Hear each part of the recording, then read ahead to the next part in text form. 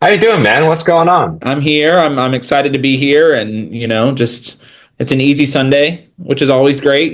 Grocery shopping and then talk about admissions. Kind of my life right now, right? Somebody like you, Cole, coming in, saving the day. Hey, listen, I'm excited to share the little bit that I know with folks and hopefully answer some questions. Let everyone leave today feeling just a little bit more confident that the stories that they're going to put together, that the process isn't as scary or impossible as it may feel right now, especially into the fall. Again, my name is Cole Wicker. I'm a former admissions officer. I studied at Duke. I worked at Duke Admissions for 4 years before going to the other side of the desk and working with students through the admissions process. So I've read in my time in admissions close to 10,000 essays, looked at a lot of applications, and I've worked with hundreds of students since then, going through the process who apply to a wide range of schools. Highly selective institutions, which we'll talk a lot about today, are the ones with those single digit admit rates that seem to get lower and lower every year, right? To really competitive state schools where you might be on the cusp of auto admit or not, and you want to stand out, you want to be eligible for honors college. The process is competitive across the board, and I've worked with students from every institution. So today I'm hopefully going to just share a little bit of that wisdom and help people feel a little bit more comfortable writing your essay, going through the process, taking a deep breath, because so much of it, unfortunately, is out of your control. And so if you can put your best foot forward and feel happy with what you've submitted, you can assure students that you'll get happy results in the end. It might not be what you think you want, but going into this process with an open mind, just excited for whatever might come out of it, I think is my big piece of advice on the jump. So I'll leave it at that and then just turn it over to the hard questions. Awesome. I gotta ask, out of curiosity, you read 10,000 essays. What's the craziest essay you've ever read?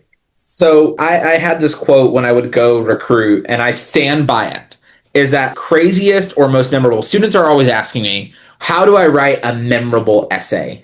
And I would often say, memorable does not mean good. And more often than not, the most memorable essays were the ones that left me feeling either uneasy, put off from an application, or just, I would say politely, unenthused, right? And so there are some essays where I remember reading and people would say things purposefully to get shock value, right? They would quote some slurs in their essay to try to get me to remember. And I'm like, I remember them saying those things and it really didn't land, right? People would write these essays at 17 years old and put a lot of sexual innuendo in them. And I remember reading them. I don't want to read this. Nobody wants to read it, right? Your counselor doesn't want to. And so I remember those. I didn't recommend admitting those students on the basis of those essays, right?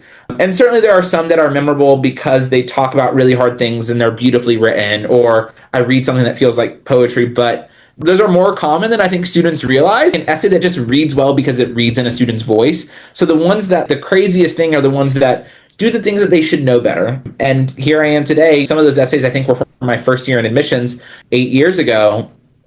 And I remember what they said. I couldn't tell you anything else about the student, right? I remember thinking nobody vetted this beforehand. No, they didn't ask anybody's advice.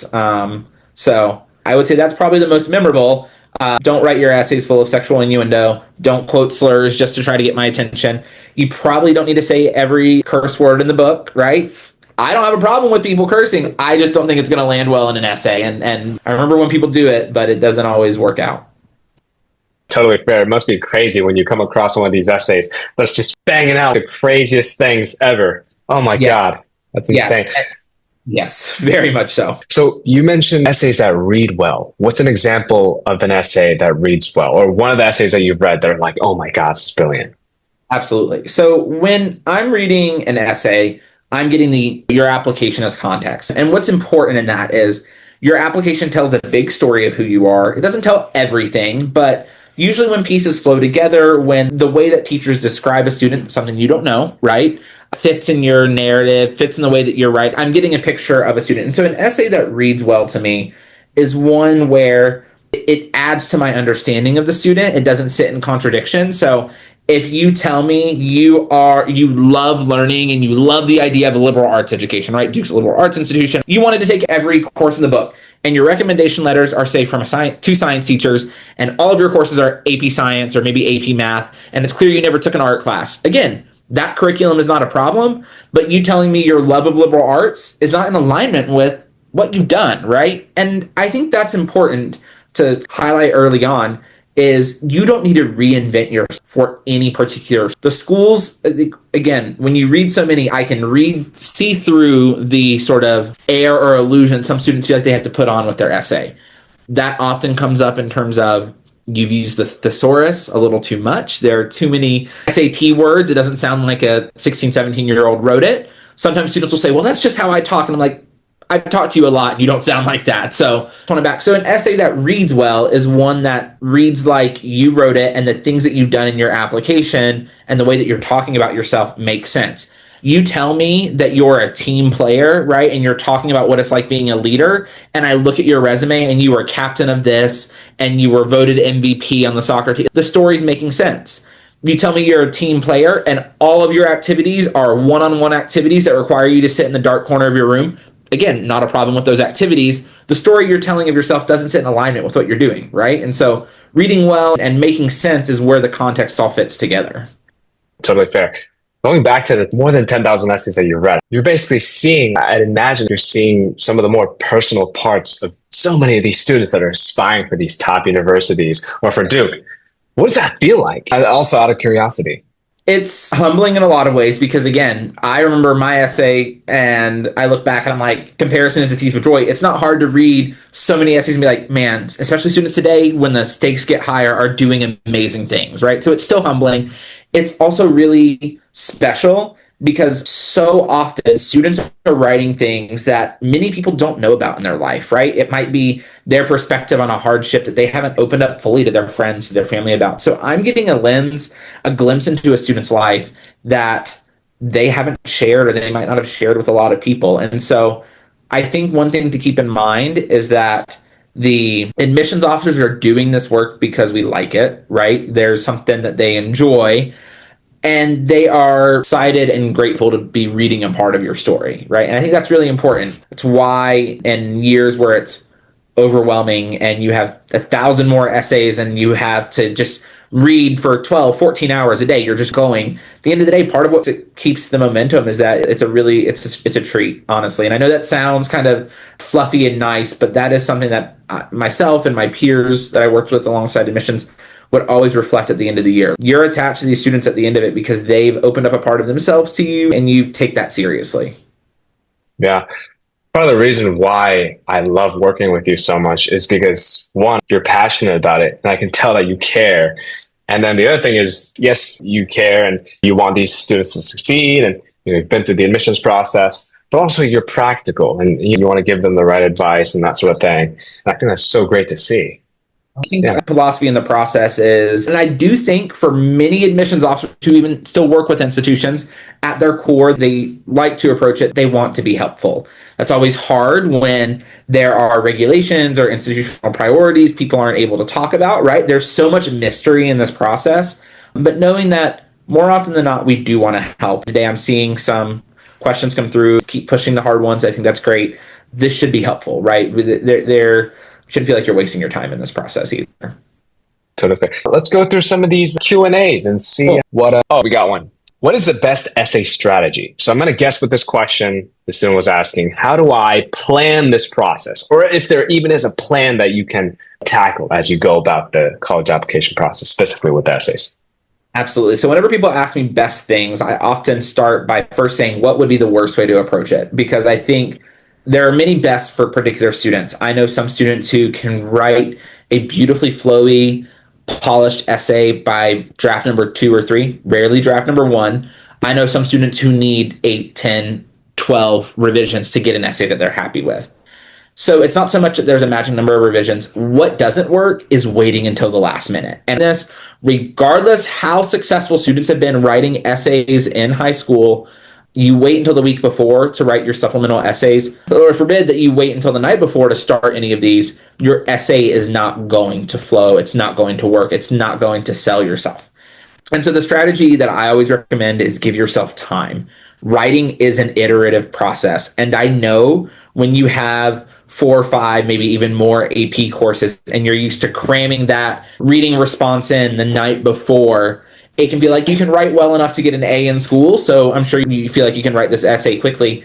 It's only going to get stronger the more that you work at it and you sit with it. And I know for me and for many of my students that I've worked with, writing a draft getting some feedback, working on it, and then taking a step away and having a week or two between revisions can help your mind clear, can help you go back with some fresh eyes. Being able to do that a couple times over is going to give you an essay where by the end of it, you're like, this is polished, it sounds good, it also feels good to read, right? And that's the big thing. Give yourself time in this process. Every student that's here right now is getting to a point where you're about to start school. If you haven't drafted or outlined something yet and you haven't started school, I always recommend it's a good time to do that, because as soon as the school year starts, you will have less time. It's just the way that it works. Even if you feel like you have Saturday and Sunday every weekend, you don't do a lot of homework, your time's going to go fast. Senior year is a busy time. For my juniors that are in the chat, I saw there are a couple of juniors. You don't need to feel like you have to write a full essay this fall and just put it in a folder and use it next year, because you're going to keep growing through this year. Something that I always recommend is just every now and then, once a month, maybe sit down for an hour and jot down some ideas, jot down your thoughts. It's not a full journal. You're not doing it daily, but give yourself just time to be reflective, because this is a reflective process, right? The essay is supposed to help you reflect on something you've learned in the past, and that helps us connect it to the future. So give yourself time. Don't wait to the last minute. That is maybe the most important and most successful step to the process. Second to that, don't rely only on yourself to read those essays. And some students in the chat certainly will work with admissions counselors or counseling companies who can help you and who are tailored in that. In addition to those folks, ask your friends. If you have a guidance counselor who has the bandwidth, get multiple sets of eyes to look at these essays, because everyone's going to look at them differently. Everyone's going to give you a different bit of advice. You don't have to change something just because somebody said they didn't like it, but also don't assume that you get it right perfectly the first time, right? Again, this is a process that refinement makes it stronger. There you go. Take your time and multiple sets of eyes. Absolutely. All right. So we talked about what it should look like on the student side. Here's an idea. You start a little bit early and make sure you do these things and reflect. What about on the other end, on the admissions officer side? And you mentioned that everybody has a slightly different opinion on each essay. So maybe on behalf of maybe some of the things that you saw in the admissions office with other admissions officers, what's the general vibe when you guys read an essay together? Along those lines, is there an essay where you go, oh my God, this is the one? Yes to both of those. I think a general vibe, and this is an important thing that I want to make sure we talk about today, when admissions officers are often talking about essays, because of the state of technology, an important thing that comes up is, did AI do this, right? Does it sound like AI wrote it? So that is more often than not something that comes up in conversation. Does this sound like, not, it used to be, does it sound like somebody's parent wrote it? Does it sound like AI wrote it? Is it so general and so non-specific to you? Does it not make sense? And so that's a thing that comes up a lot. And it's hard to quite pinpoint. People will say, AI wrote this and it sounds really good to me. When you read so many essays, it's really easy to pinpoint things that, again, don't sound like students, examples that are just too generic to make sense, things that just don't, again, AI can't write in your voice, can't write exactly like you, can't talk about the things you've learned in life because it hasn't learned those same things. Now, for me, those essays that really stand out, that make me go, whoa, the things that really stick with me are the students that are, and this sounds kind of buzzwordy, but I'll explain it, are authentic, vulnerable, and reflective. So those are the three things that I think really stand out. And I've talked a little bit about them. Authenticity is you're telling a story that feels true to you, right? Vulnerable, you're opening up a little bit. I can tell that you're writing about things that are not always easy. That doesn't mean every essay is a trauma dump or you're talking about a horrible thing in life. Not everybody has had horrible things that happen to them, and those that have don't want to talk about them, right? So that's not the answer. But vulnerable is just pushing yourself out of your comfort zone a little bit to challenge yourself a little bit more. When you're writing your soccer captain essay, do you talk about scoring the winning goal, or do you talk about that feeling when you messed up and lost for the team, right? Do you go into the thing that's a little bit more uncomfortable? And reflective. I always say pick a topic that allows you to talk about it fully in 600 words, but also be reflective. Oftentimes in those first couple of drafts, students try to put their magnum opus, their whole life story in there. I read the facts of what has happened in life. I don't get how students think about them. Be reflective. Tell me what you're thinking. What did you learn from these experiences, right? Part of the reason admissions officers and why I liked seeing reflective, thoughtful essays is College is a time of growth, right? I guarantee you, if anybody here is listening today thinking you have everything figured out, you're going to go to classes, it's an extension of high school, and you're not going to change, you're wrong, right? If you don't change in college, you're not growing, you're not taking full advantage of the opportunities afforded to you. And so I want to see an essay where students are showing me how they've grown in some story, in some situation. Growth can be good, growth can be challenging, growth can be a lot of things. But if you're reflective, tie that into your authenticity and your vulnerability, you're giving me a story that feels like a piece of you. And there are some essays that I think about my first year on the job where students would write about how their identity shaped them, whether that was a majority identity, a marginalized identity, it didn't matter, right? I think that's an important thing. But they opened up about what it was like to be them and how being them has shaped their sense of the world. Whether that was, I read a lot of applications in Florida, students who recounted what it was like picking up hurricane damaged houses in Florida, but also students who just talked about what it's like to be in proximity to Disneyland, right? And that how Disney became a part of their identity, not in the way of a Disney adult, but something a little bit different, right? Not everything has to be bad, not everything has to be good, but it feels real. And I think those are the things that stick. There you go. To tie it back to what we were saying earlier, one, you need to reflect first, right? You need to think about, maybe jot down a note here and there, try to get the juices flowing. Right. Exactly. And then you can, because that's what I wanted to lead into next. Cole, I'm a high school senior. I'm getting ready to apply to college. Oh my God. I want to be vulnerable. I want to be authentic. I want to share that personal side of me, but I just don't know how to do it. I don't know. It's weird, right? You have to write an essay to somebody you've never met and put yourself out there that just doesn't feel genuine. That, again, tying it back to get your friends to look at your essays. Think about those couple of friends that you're really close with that know some of those harder things in life. If you're writing about something harder, know what it's like when you're so excited, so jazzed, they see that nerdy side of you, and have them read the essay. I used to say when I would give presentations, if you could drop your essay on the floor of your high school cafeteria without your name on it, your best friend should be able to pick it up and know who wrote it because it sounds like your voice. So if you're stumped, if you feel like you have a wall between you and your words, get some of your peers to read it. And importantly, yes, your parents can read it, but we also know that you in high school during the day might be different than you that your parents know. You don't want them to shape the ideal. You want it to be true to you. Be vulnerable. You're speaking to somebody you don't know, somebody older, but at the same time, we're interested in seeing how you are, how you think as a prospective student to be a part of a group of peers that are excited to learn and excited to engage. Reminder, we're building classes, not so you're sitting and having coffee with us every day and we're checking off, are you taking advantage of these opportunities? We're building a community, a class of students who are excited to learn together, who are going to support one another. And so lean on your peers in this process, read each other's essays. And that's an important piece of advice. If you want somebody to read your essays, also thoughtfully read your friends' essays, right? Share those writing prompts with each other. If you have near peers, people that graduated a year or two ahead of you that you can rely on, that might have gone to a school that you're interested in, have them look at your essay. And remember, just because somebody gives you advice doesn't mean you have to take it, but you'll find that if you get 3 sets of eyes on an essay and they all say, give me more examples here, this doesn't sound like you, then maybe they're onto something, right? And I think that's useful. And if you still feel sort of by the end of it, you've revised your essays, 2 months down the road, you still feel unhappy about it, I would recommend, if you have a trusted adult, a counselor, a teacher, have them read it and say, what's going on? If you have a college counselor, somebody who's helping you through the process, go to them and say, I'm really stumped. I feel like I'm blocked. That might be a time where you go back to the drawing board a little bit. I see a lot of comments coming through the chats right now. When I say revise, does that mean start over? No, most of the time it doesn't.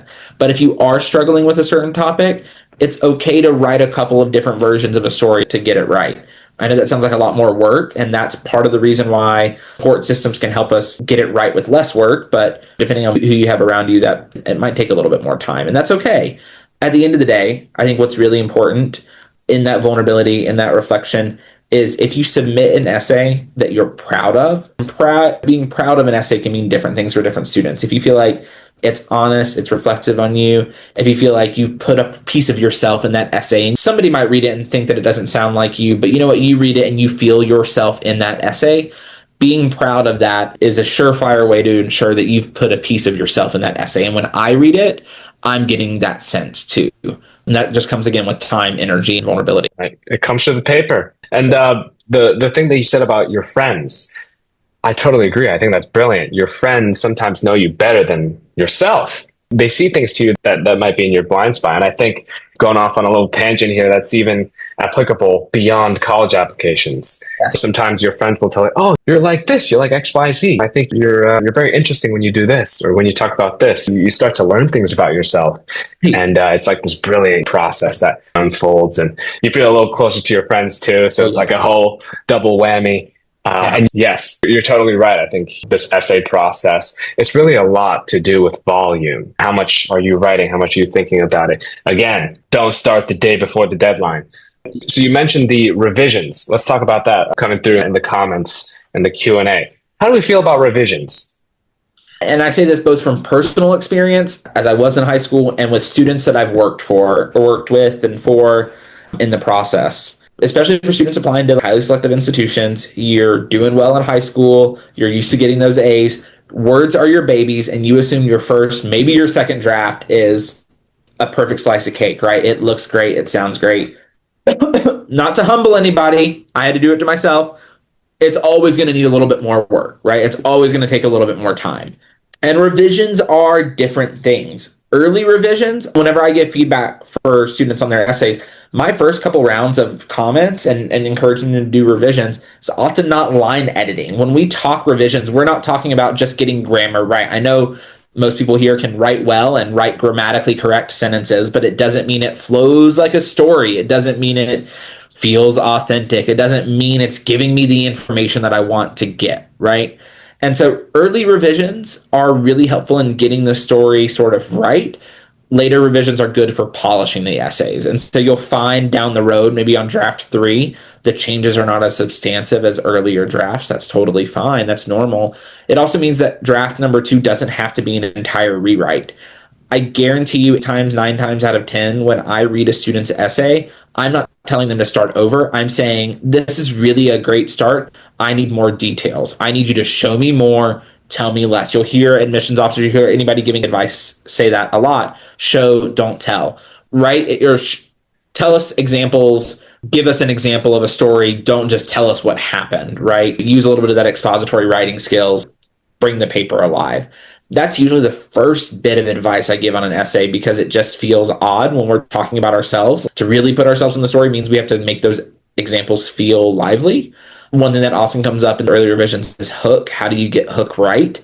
Sometimes students, more often than not, will give a hook that is a quarter of your essay. You spend a quarter writing your introduction. I always like to joke, it's kind of like that old SpongeBob episode where he spends 8 hours writing the word and then has nothing else on paper. That's kind of what it's like when you write a hook that's a quarter of your essay. That's 200 words of a 650 word essay. You are putting so much effort in the beginning that really doesn't tell us anything about you. I always say 2 to 3 sentences is at most what you need for a hook. And that's not 2 to 3 compound sentences, right? Don't try to make that longer. Keep it short and really get to the meat of your essay. Those are important pieces of information from the very beginning. So revisions, it's rarely about throwing out what you've done. It's often about just expanding, tailoring your story a bit more. Talk about meat. We have a question from John Pork.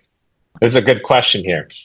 How should I balance authenticity with the reality that many applicants are overselling themselves? Obviously, we never want to undersell ourselves. It's a great question. And I will tell you one thing in particular, when reading thousands of essays a year, I always imagine there's a little bit of embellishment. In your extracurricular list, when students tell me that they spend 168 hours a week doing their extracurricular activities, and I start doing the math, and I'm like, that's just probably not how it works. I get it, right? I'm also not here to call people liars unless you're telling me that you solved the cure for cancer or were the first person to patent pasteurizing milk, right? These things that are just so over the top, so unrealistic that it doesn't fit. Additionally, I think where students will often get in trouble overselling themselves a little bit is in the stories where they try to write an essay that they think will sound good to the admissions office, but doesn't fit in alignment with who you are. A good example of that is that oftentimes students think that admissions officers want a team leader, the person who is raw in charge of everything, right? And so sometimes students will write an essay about what it's like being a leader in every single aspect of their life. And then I look at their extracurricular activities and they have no team leadership. You can have single group, single program leadership. You can do things that are important, but you're not the captain of a team, right? And then I read your recommendation letters from your teachers, and the teachers, this student is quiet. They sit in the back of the room. They ask me some really provocative questions. They're one of my favorites to have in class, but they're not a team. They don't love group work. They don't love doing those things, right? So if you're overselling yourself on the basis of a narrative you think we want to hear that's not true to you, it's not going to work, right? That's an important part. Rarely do I worry about students overselling themselves to the point that I think it is a lie and unrealistic? Mainly because, again, we have so many other pieces of the application that tell us about you. If you tell me that you were academic All-American, the highest scoring person at Quiz Bowl in the nation, and I look on your resume and it says Quiz Bowl local semifinals, it's probably not in alignment, right? It's rare for that to happen. More often than not, I think it's students trying to write an essay they think we want to hear, not something that's true to them. And that's important. That's where that authenticity piece comes in. If you do it like that, you're not going to oversell yourself, even if it's a little bit, even if it was the winning goal and not just a part of a winning goal, right? Those things are not as important. Those things are not things that I'm as worried about. Got to make it make sense. Absolutely. Absolutely. So let's say I'm a friend of a couple of students that are writing their essays. And at this point, I've read a couple of their drafts. I've read a couple of essays that other students have given me.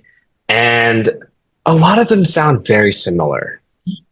And maybe that's something that you've noticed when you were reading essays during your time in admissions too. But at a certain point, they all start to blend in a little bit. So how do you provide feedback for somebody where clearly the story is important, and yes, you can tell that it maybe means something important to them, and etc. What do you tell them? Absolutely. So twofold. First, for the student, when it comes to writing your essays, my biggest piece of advice here, don't go to New York Times, look up best college essays from 2025 and read those right before you start writing. Because if you read those right before you start writing, one of two things are going to happen. You're going to feel discouraged because these essays are perfect and flawless and have been edited on a national scale, right? Or they're going to heavily influence how you write and tell your story. And then all of a sudden, you're one of how many millions of students across the country who have read those? Your essays are going to sound similar, right? So one, steer clear of that. Two, I think something that is important to keep in mind, especially if you're reading those essays and you're worried that your topics sound similar, is that there are a lot of universal experiences, right? You all probably know one, two, or a dozen people who have torn their ACL in high school, right? Many students have experienced the loss of a grandparent in their life, right? A lot of students who, like schools are coming from religious private schools have gone on mission trips, right? These things are maybe not something that every single student has done, but a lot of students have done and have left their mark. So topics get recycled, right? And I often tell students, don't be scared of a recycled topic, right? There's, high schools in the US, there are 10,000 valedictorians. That means there are, many people telling the same story of what it's like to try to be the academic best in their high school. And so in that case, for the person reading the essay, what I always recommend as a friend and that advice is not to say, hey, you wrote about something common, change it up, is, hey, I think this is an important topic. I get it. Can you let me want to know more about why it mattered to you specifically, not why you think it should matter. That's also an important distinction, because when you start writing what you think you should say and not what you want to say, you start sounding like those other essays that you've written or those other stories that you've heard. And so that friend who's reading an essay, encouraging students to say, write in your voice. Again, it sounds like a lot of similar advice to things we've already said, but those are the pitfalls that I see a lot. Your story through your eyes, through your lens.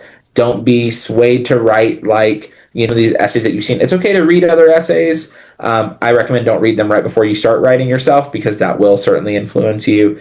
Don't be scared of writing about common experiences, because universal experiences are universal for a reason, right? Because a lot of people have gone through them. But you also don't have to write about it in the way that you think we should. A couple of examples, because I always think it's useful if I can give examples of what I mean by that. Essay topics. You tear your ACL in high school. You talk about what it was like to lose all your hope in athletics, but you turn to your studies, you put your head in the book, and you were better for it. You realize the real joy in life was the learning you did along the way. That's kind of a classic trope. Now, if you're the type of student who's ruined your life for 6 months and you felt lost, and then you found a way to get joy out of it. Maybe it was in reading. That's okay. Be real with us, right? Tell us those things. If you also tore your ACL and you thought to yourself, thank God I did not want to play again, but I felt like I had to, and this was my ticket out, tell us that, right? It's also okay to not paint everything bad that could be painted as bad. It's also okay to tell us the bad things, right? Trips. I think another bit of advice here is it is okay to go on a mission trip. It's okay to learn.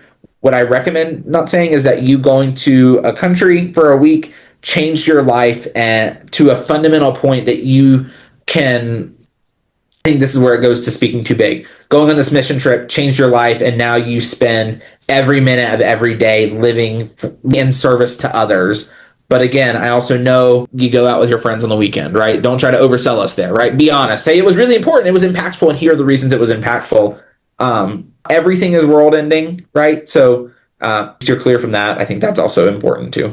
And about a death about that Death of a relative. I think they're hard, right? And when students talk about those, I always feel for folks because, again, at 16, 17 years old, or if you're talking about something a little bit earlier, when you're a teenager, I don't expect you to know how to grieve. And by know how to grieve, I don't expect an 80-year-old to know how to grieve. I don't expect any of us to go through the grieving process and get it exactly right. And so it doesn't have to have a rosy, clean end that makes us all feel good. Talking about death is hard. Vulnerable about it, to it in a way that just feels genuine. Tell me how much your grandfather meant to you and how you have a fish and lure hanging on your bed that you think about every night, or you through dancing and you spend time wildly in your room just to go through the process. I think those are all fine.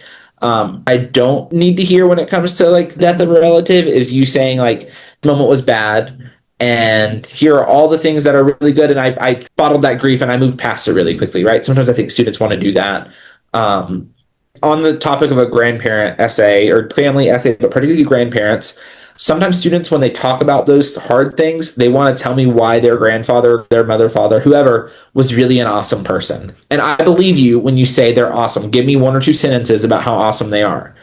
But oftentimes we're not admitting those people, right? We're admitting you. And sometimes students will spend too much time telling me why somebody is awesome and not telling me enough about themselves. In any essay where you are writing about other people, alive or not, get lost in the detail of telling me why basically this person deserves the Medal of Freedom or Medal of Honor or whatever, more time telling me why they matter to you and what you've learned from them, and you've incorporated that in your life. I think that's really important too. Gotcha. I'm going to take one more question from the Q&A. We have a good one, and then I think we can do one more to wrap this up. We have a question from Tyra or Tara. She asks, and this is kind of directly into what we were talking about earlier, how can a student write about challenges in their essay without coming across as if they're seeking pity? It's a great question. I think it really comes back to how much of your essay do you spend talking about ways that you learned or grew from these moments, right? And remember, learning and growth doesn't always have to be positive, doesn't always have to be an upward spin. If you spend 75% of your essay narrating the suck, things that are bad, and barely get to any growth, that's what that's going to read like. Here are all the horrible things that happened. I don't know anything else, nothing else that I get from that, right? You can tell us the bad things. Tell us what you learned. Tell us how you grew. Tell us how you're better for it, or tell us how you're worse for it, right? Sometimes that's the case, right? Not everything's going to be positive at the end of the day. But if you don't tell us the ways that you've learned, the ways that you've changed, if you only tell us about the bad, it is going to read as all the horrible things. I'm going to leave you with that, right? It's also just not reflective. It's not meeting the goals of the essay. Yeah. And I think, it's so helpful. And I feel like you do end up reading a lot of essays that do feel a little trauma dumpy, but then I think you're aware of that, you understand, okay, I need to cut this part down. I need to make sure, what did I learn from it? I think that's, yeah. And I think it is very common for anybody that talks about hard things in those first couple of drafts to do that, right? When we write about hard things in life, we want everyone to know all of the hurt, why it was all so bad. But on these Common App essays, or certainly these supplemental essays, you don't have a lot of space. In 650 words, it can feel hard to put into words something that is the world-shattering, world-altering thing for you into a one single space page essay, right? So you're not going to get it just right on the first try. Going back and being like, hey, maybe I talked a little too much about all the bad and I didn't reflect enough. That's okay. That's normal. You're not a bad storyteller. You're not a bad writer because of that. That's just something to keep in mind. Yeah, percent. We'll do one more question, and then we'll be able to wrap it up from here. But a lot of these questions are asking fairly similar things, but I think the way that high school students are, I think they like to ask their version, and then they want to hear, okay, I'll see it from this frame of view. So we have one final question, which I think be representative of a lot of students. How do you take a normal / boring life and make it exceptional for a college essay?